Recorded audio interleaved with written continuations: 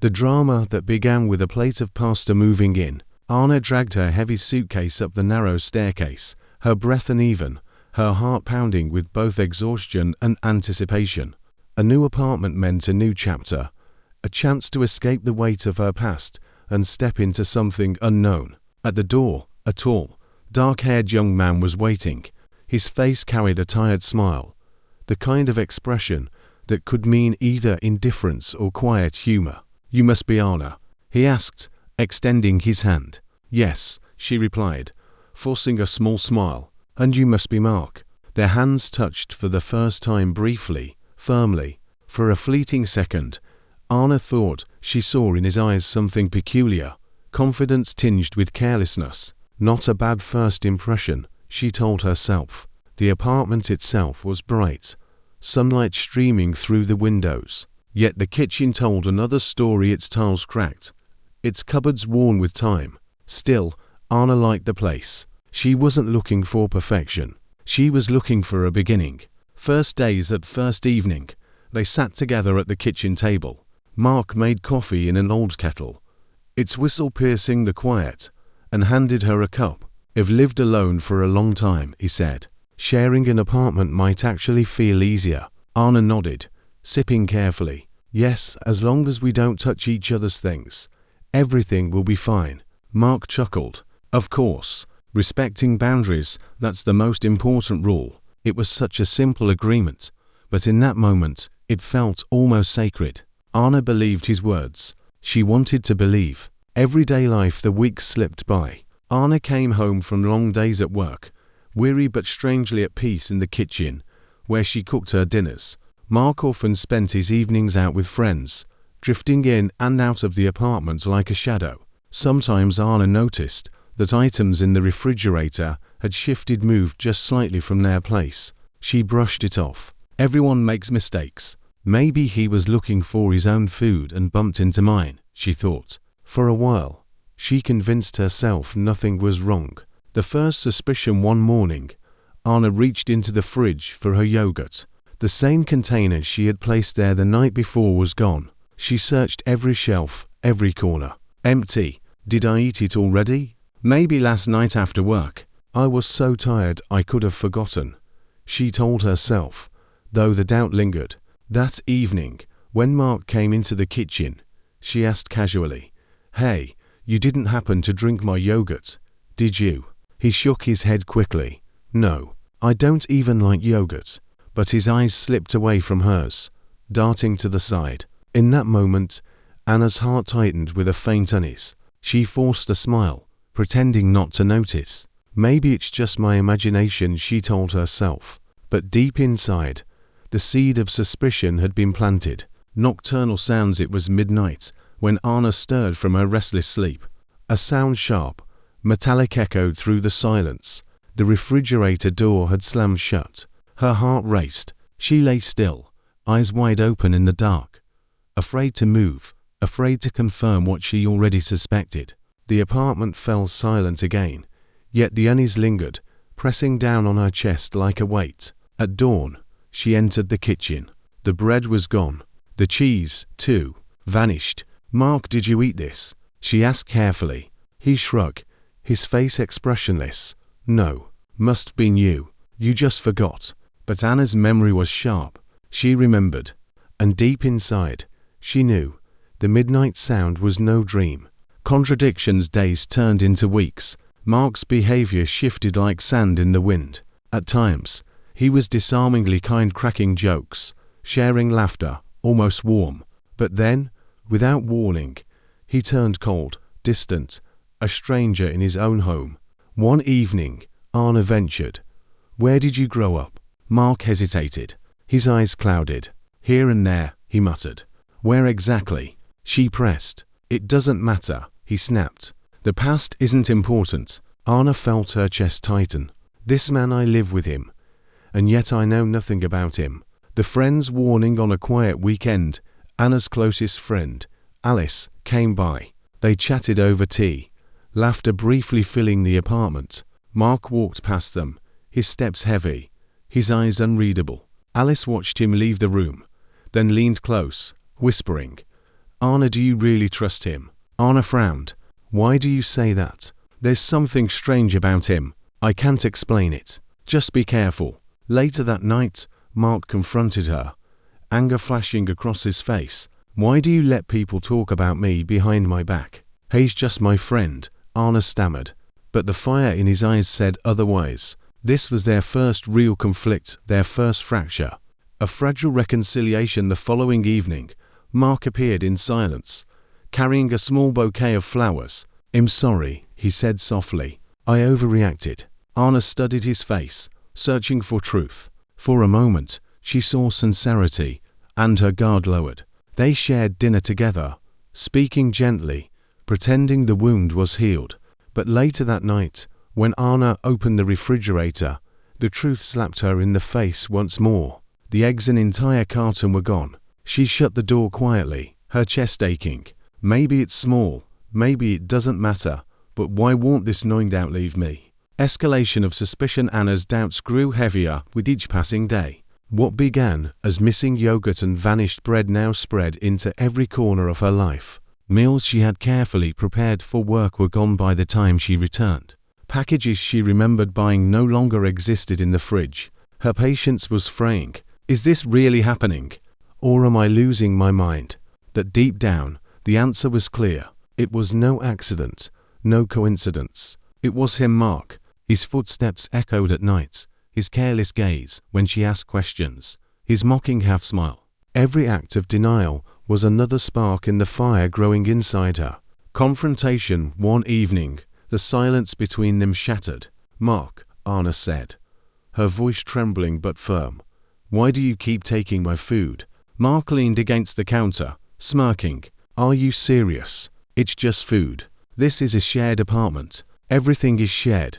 No. Anna's voice cracked with fury. It's not. I pay for my own groceries. I keep them separate for a reason, because of your allergies, because of my budget, because it's mine. Mark rolled his shoulders, mocking her with a casual shrug. You're too strict. Roommates share. That's how it works. Her hands clenched into fists. This isn't sharing. This is theft, she shouted. The air grew heavy, poisoned with tension.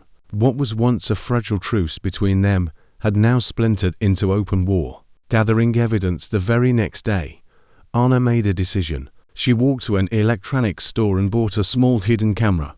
Her heart raced as she set it up in the corner of the kitchen, disguised among cookbooks and shadows.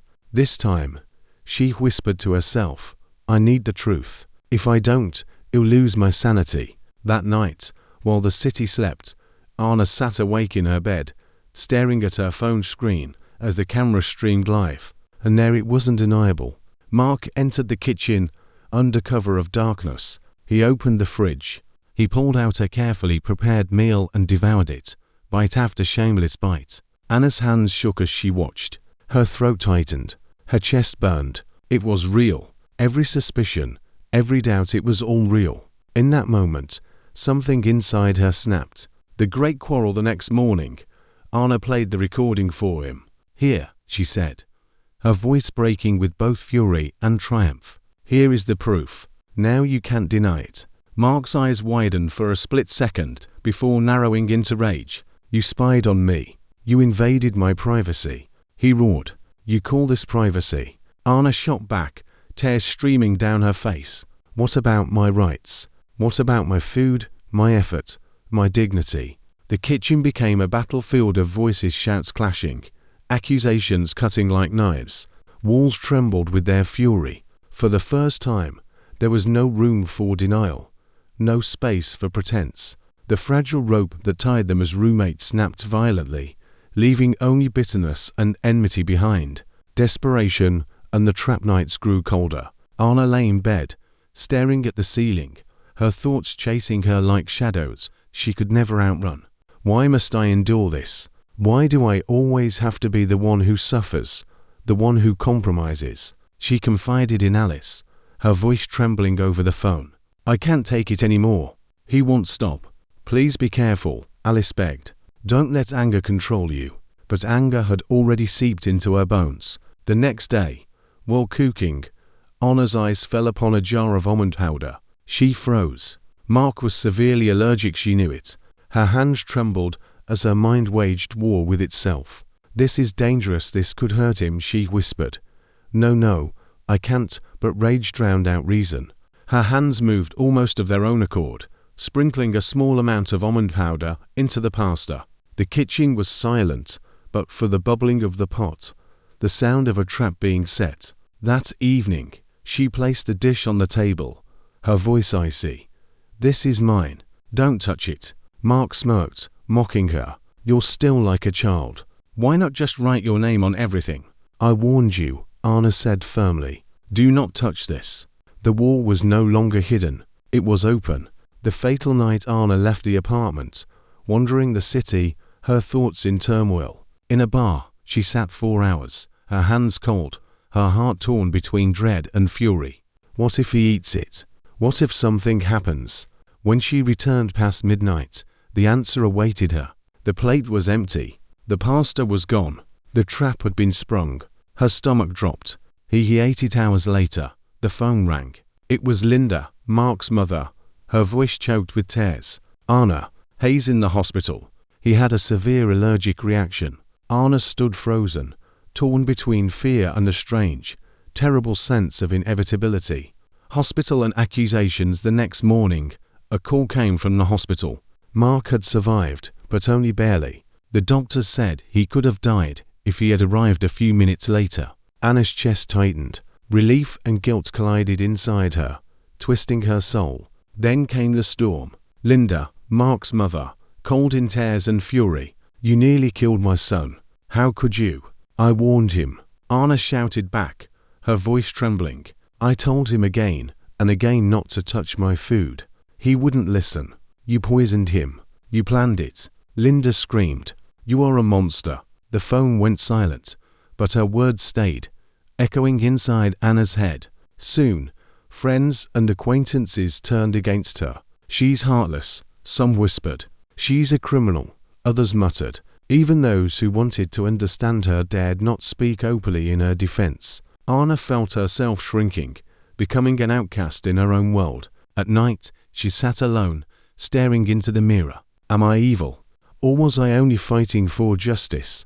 There was no answer, only silence heavy as stone. The judgment of society. The story spread like wildfire. Neighbors whispered in stairwells. "She poisoned him. Can you believe it? She's dangerous. Stay away." On social media, her name became a storm. Some called her brave for standing up to constant disrespect. Others demanded her imprisonment. Today it was food, one post read. Tomorrow it could be worse. Anna scrolled through the comments under fake accounts, her hands shaking. Each word pierced her like a blade. The media feasted on the story. Headlines screamed, "Dormitory poisoning scandal. Young man nearly dies." On television, experts debated her fate. "This is a domestic conflict turned crime," one said. "This is proof of violence festering among the youth," said another. Anna curled up on her couch, tears streaming, watching strangers dissect her life. "My story, my shame, is entertainment for the world." The trial, the courthouse was overflowing with spectators, journalists, and flashing cameras. "There she is," voices shouted as Anna walked past, her coat drawn tightly around her trembling body. Inside, the air buzzed with murmurs. Neighbors, students, strangers, they had all come to witness the spectacle. The prosecutor rose first, his voice sharp as a blade. This was no accident. This was a deliberate act. The defendant added almond powder to food, knowing full well it could kill her roommate. "This is attempted murder," Linda sobbed from the witness stand. "She tried to kill my son. She has no heart." The room boiled with whispers and gasps. Then the defense spoke, calm but resolute. "Let us not forget the truth. 4 months, Anna's life was invaded, her food stolen, her warnings ignored. She was pushed, humiliated, tormented. She did not intend to kill, she acted out of desperation, after every boundary had been broken." Anna stood, tears blurring her vision. "I never wanted him to die," she cried. "I only wanted him to stop. I only wanted peace." The verdict, the courtroom fell silent as the judge's gavel struck. "Anna, the court finds you guilty not of attempted murder, but of intentional harm. You will not go to prison. You will live with the weight of your actions as punishment enough. Gasps rippled through the crowd. Some cried injustice. Others sighed in relief. Anna wept openly, whispering, "Freedom, but a prison inside my heart forever." Aftermath. She walked out of court into the cold air. She was free, but the world had changed. Neighbors looked at her with fear and contempt. Employers turned her away. Every whisper, every glance reminded her. She was branded, marked by her past.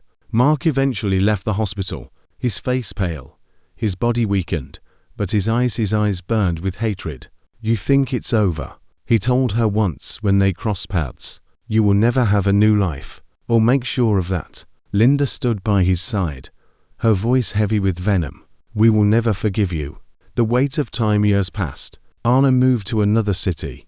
Working quietly as a librarian, she lived alone, avoiding questions, carrying her past like a shadow. 3 years have passed, she whispered to her reflection, but the weight has not lifted. Mark tried to rebuild his life too. He opened a business, but anger consumed him. His grudges poisoned every partnership. Friends drifted away, leaving him bitter and alone.